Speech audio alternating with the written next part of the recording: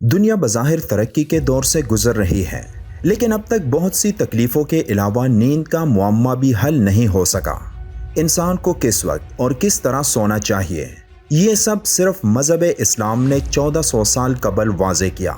1930 میں الیکٹرانسیفالوگراف یعنی EEG، جس سے دماغ کی لہروں کی پیمائش کی جاتی ہے، اس کی ایجاد کے باوجود اب تک سائنسی دنیا الجھن میں مبتلا ہے۔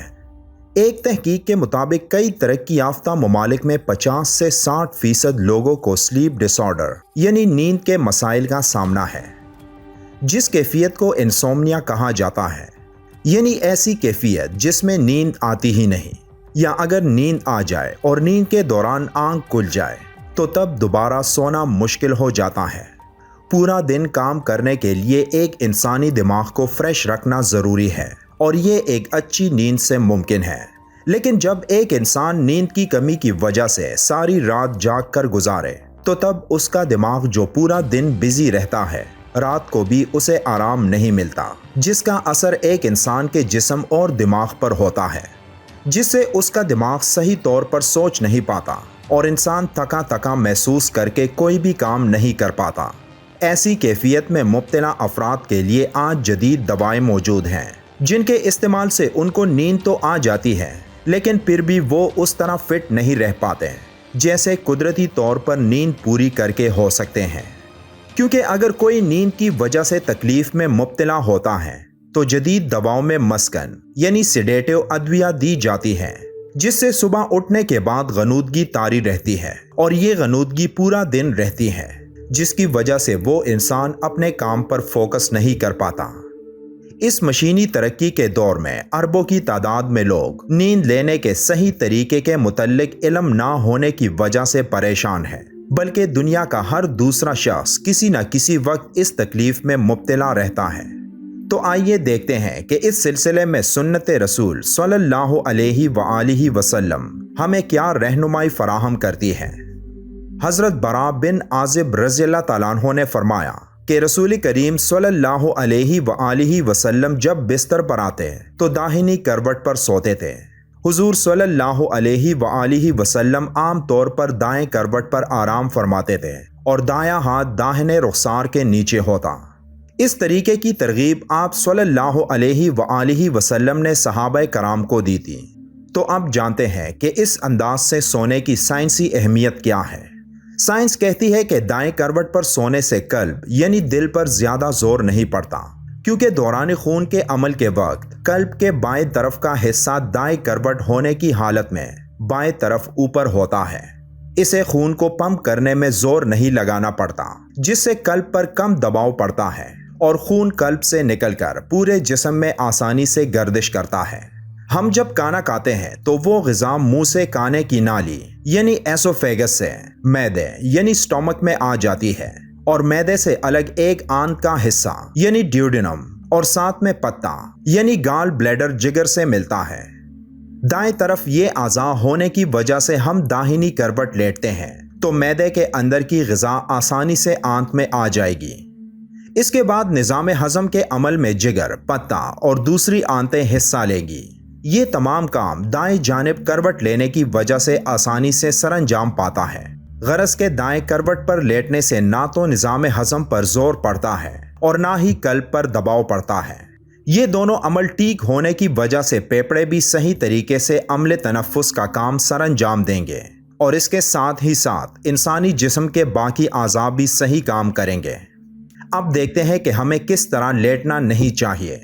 حضرت ابو ہریرہ رضی اللہ تعالیٰ عنہ سے روایت ہے کہ رسول اللہ صلی اللہ علیہ وآلہ وسلم نے ایک شخص کو پیٹ کے بل لیٹتے دیکھا تو فرمایا کہ اس طرح لیٹنا اللہ تعالیٰ کو پسند نہیں ہے۔ میڈیکل سائنس ہمیں یہ معلومات فراہم کرتی ہے کہ منہ کے بل اوندے لیٹنے سے دل و گردہ پر برا اثر پڑتا ہے اور نظام ہضم پر بھی دباؤ پڑتا ہے۔ اس کے علاوہ دن میں ایک ایسا وقت بھی آتا ہے جس میں اگر تھوڑی دیر کے لیے سویا جائے تو ایک انسان ذہنی اور جسمانی طور پر انتہائی فٹ اور تر و تازہ ہو جاتا ہے۔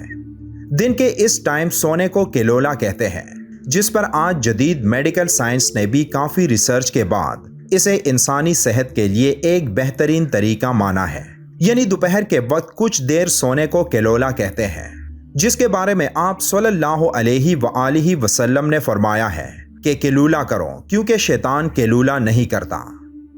ویب ایم ڈی جو انٹرنیٹ پر سب سے مستند میڈیکل سورس ویب سائٹ ہے، ان کا ماننا ہے کہ دوپہر کی یہ نیند جسے پاور نیپ کہا جاتا ہے صرف بچوں کے لیے ہی نہیں بلکہ بڑی عمر کے افراد کے لیے بھی ایک زبردست عمل ہے، جس کے کرنے پر ایک انسان 16 قسم کے طبی فوائد حاصل کر سکتا ہے جو اس کے جسم کو صحت مند رکھنے میں مدد کرتے ہیں۔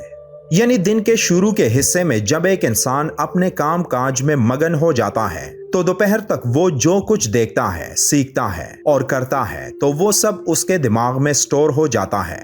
جس سے ایک انسان پر تکن کا غلبہ ہو جاتا ہے۔ اب اس صورت میں اس کے دماغ کو سکون کی ضرورت ہوتی ہے تاکہ وہ باقی کے دن کے کام کو بھی صحیح طور پر پورا کر سکے، اور اس کے لیے دوپہر کو تھوڑی دیر سونے سے یہ ایک بار پھر اپنی جسمانی اور ذہنی انرجی دوبارہ حاصل کر لیتے ہیں۔ ایک تحقیق کے مطابق جو لوگ کام کرنے کے بعد دوپہر کو تھوڑی دیر سو جاتے ہیں تو وہ لوگ ذہنی اور جسمانی طور پر باقی لوگوں سے زیادہ ایکٹیو رہتے ہیں اور وہ اپنا کام بھی پوری لگن اور محنت سے کرتے ہیں، جس کی وجہ سے وہ جلد ہی ترقی کے منازل طے کر کے اپنی زندگی میں کامیابی حاصل کرتے ہیں۔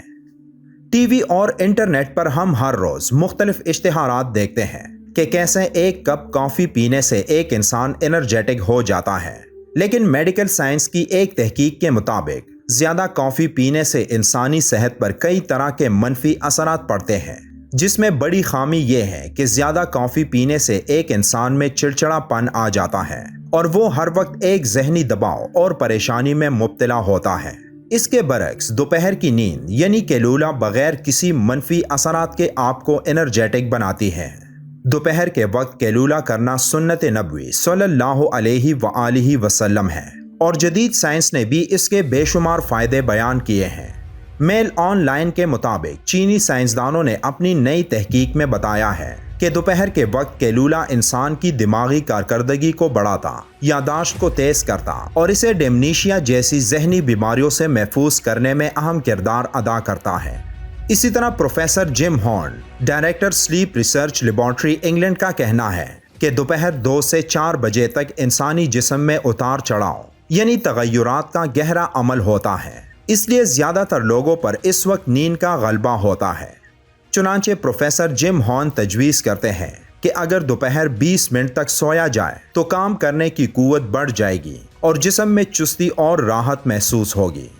ان تمام باتوں سے آپ اندازہ لگا سکتے ہیں کہ 1400 سال قبل جو طریقہ حضور صلی اللہ علیہ وآلہ وسلم نے ہمیں بتایا وہ کتنا جدید سائنسی عمل ہے جسے آج ماہرین فن سمجھنے کی کوشش کر رہے ہیں۔ اگر سونے کے وقت کا صحیح تعین کیا جائے اور صحیح طریقہ اپنایا جائے جو سنت رسول صلی اللہ علیہ وآلہ وسلم کے مطابق ہو تو یہ انسانی جسم کے لیے فائدے کا سبب بنے گا۔